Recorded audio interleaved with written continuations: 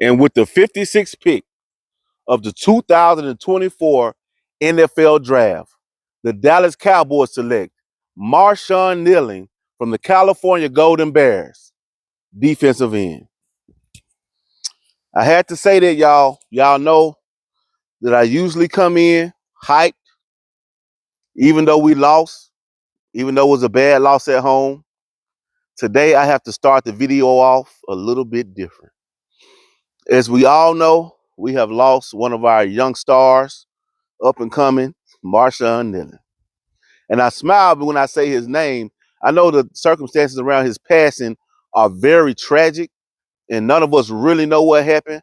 But Shannon and I send our prayers to his family and his friends and the rest of the Cowboy Nation, because this is a tough loss for us all. It's tough, not just because he was a Cowboys player, because me personally, as a man myself and a younger man, I feel like the sadness of it, man. It was he was balling.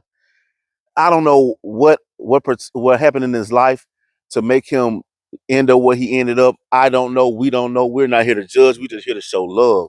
But one thing that I do know, when we were down in that game and we thought we was out, when Sam Williams busted through that line and he blocked that kick, all you saw like a ball of lightning was number 94 hustling towards that ball with a defensive mind, straight instinct for the ball.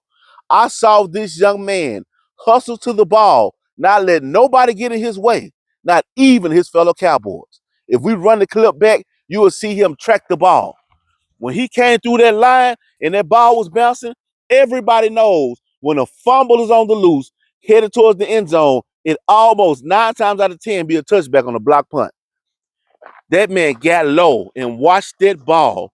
And when he got on that ground and cradled that ball like a baby, and when he celebrated, I almost cried, because I knew and I felt the moment that he felt. And I felt the moment that he shared with the fellow Cowboys on that field and on the sideline and with the coaches.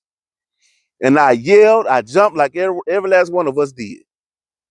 And I hope that his family and his friends and his teammates and his fellow coaches and ex-teammates and coaches can think about him in the way that I remember him personally. And that's the last thing that I saw him do great on the football field, was get his first touchdown, was score the first touchdown for the Dallas Cowboys when we thought everything was over. He gave us a spark.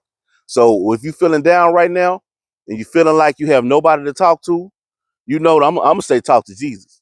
I'm gonna say that first. But that's how I deal with things.